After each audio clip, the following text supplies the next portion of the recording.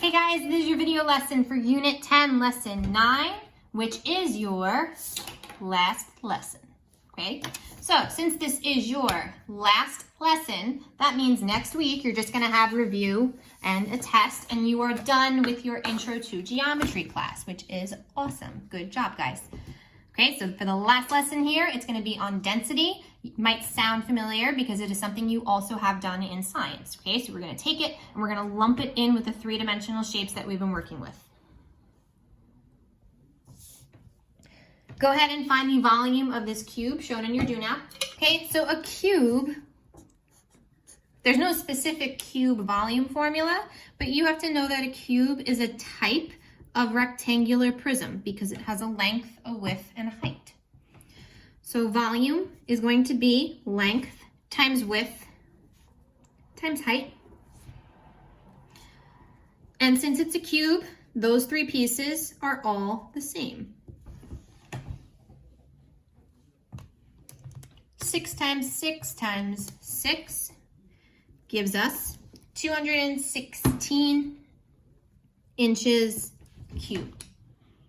So now if we throw density into that, density is a measure of how much mass is located within a specific volume of space, okay? So say that cube right now is hollow. If you fill it with water or if you fill it with liquid gold, say, it's going to have a much different density because one of them is going to have a much higher mass than the other, right? So in order to calculate the exact density, you're going to be using D equals M over V, where D is your density, M is going to be your mass, V is going to be your volume. In terms of our mass, mass can either be measured in grams, pounds, or kilograms. How much something weighs, right? So let's say mass can also be, it might not say the mass is, it might say that something weighs. So now because your formula is mass over volume, in terms of your units, if mass is, say, grams, and volume, let's say, is inches cubed, those are your units. Grams per inches cubed. That's what you see here. It could also be if it's pounds, pounds per, say the units are feet cubed. So your units are going to contain a weight component, a volume component, and that's going to be your density units. So if the cube from the do now weighs 50 pounds, what is the density of the cube to the nearest tenth? So to get density, we are going to use mass over volume. It tells us that it weighs 50 pounds. That's our mass. The volume we got in the do now was 216. So if we substitute that in, density equals mass is 50, volume is 216. So now if we divide to the nearest tenth, our density is going to be 0.2. Okay, so I'm going to write 0.2. And now in terms of the units, you have to do your units that were given for mass, which is pounds, which we can abbreviate with LBS, per the units that were given for volume, which was inches cubed. Okay, and that is what the units for your density will look like.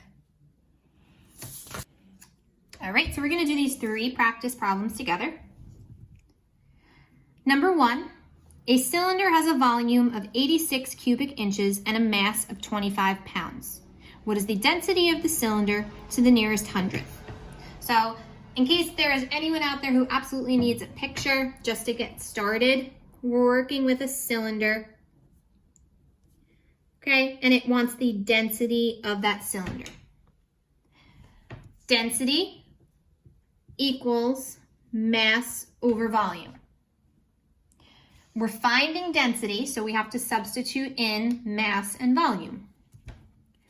It gives us a volume of 86, So 86 is what's going to go into V. It gives us a mass of 25 pounds. Oops, sorry. So that's what's going to go into M.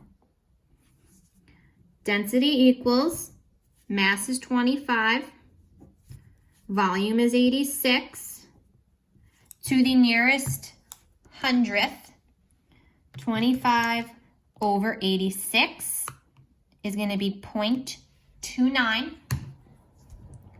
So 0.29. Now units, mass over volume. The units for mass is pounds per. The units for volume is cubic inches. So you can just write it like that if you want, cubic inches, or if you want to do inches cubed, you can do that as well. And then that's your final answer for number 1. 2, a cone has a radius of 2 feet and a height of 5 feet. If the mass of the cone is 17.5 grams, what is the density of the cone to the nearest tenth? Okay, so we're working with a cone. So I'm going to draw a cone. It says we have a radius of 2, and it says we have a height of 5. It wants the density of the cone. In order to find density, we're going to use mass over volume. Okay, so look at all the given information. This is radius. That doesn't go in here. This is height. That also does not go in here. The mass of the cone is 17.5. That's going to go into M. Then it goes into asking what is the density. So right now, the only thing that we can substitute in is 17.5. We need the volume. Why do you think they're giving us this information here? This information will allow us to get the volume of that cone, and that's exactly what we're going to do. So in order to determine what we're going to substitute into volume, we need to find the volume of a cone. And the volume of a cone is 1/3 pi r squared h. R, radius, it gives us is 2. H, height, they give us is 5. 1/3 pi r squared, h is, and again, we're not going to round until the end, 20.9439510, and that is what is going to go here. That's what's going to go into our volume.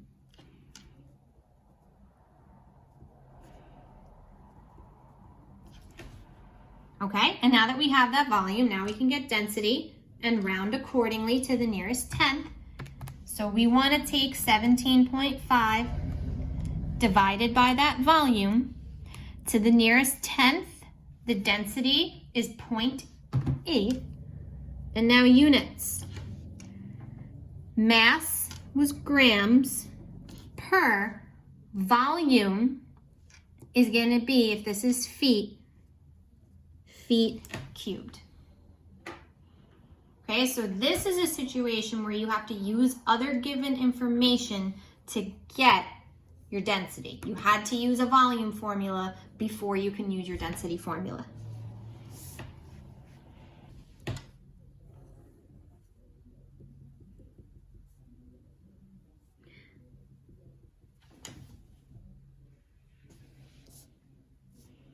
A sphere has a radius of 3 inches. If the density of the sphere is 0.06 pounds per cubic inch, what is the weight of the sphere to the nearest pound? Okay, so because it says density, you still know that you have to use density equals mass over volume. This is a case where you're not solving for density. So this is similar to lesson 7 where you had to use volume formulas to get other pieces. Just because you're using a formula, it doesn't mean you're solving what it's equal to. You have to sometimes be solving for other parts. So in this case, it tells us that the density is 0.06. That's going to get substituted in to D, density. What is the weight? So weight is mass, meaning in this question, you're solving for mass. So in order to solve for mass here, you also need to substitute in something for volume. Now, the only information it gives us about that sphere is a radius of 3 inches. So you can use that information to get volume by using the volume of a sphere. The volume of a sphere is 4/3 pi r to the third. If we substitute in a radius of 3, 4/3 pi r to the third. Okay, so I'm going to copy that number down, that 113.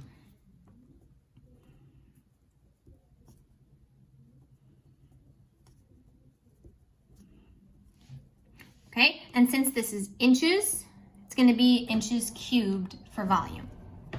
So that volume is what's going to go in here. We never round until the end.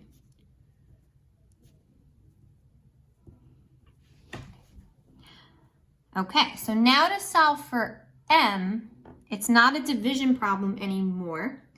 To solve for m, think about it like this. Whenever you have a fraction on one side, you can always make it look the same on the other side by putting any number over 1, right?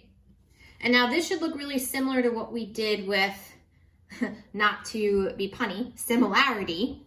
When you have two fractions set equal to each other, to solve, you know to cross multiply. So m times 1 is m, so we're all set up to solve for m by just multiplying these two pieces. That 113 number times 0.06 to the nearest pound means it wants the nearest whole number is going to be 7 pounds. Okay, so you have to interpret, are you solving for density? Are you solving for a piece of the density formula? Or double check if you have to use volume formulas before you can use the density formula. Okay, so you have 6 questions and a closure. And then again, this was your last lesson. So next week is just going to be review and test, and you are all done with Intro to Geometry. Yeah, so I've missed you guys this whole time. I'm proud of what you've done.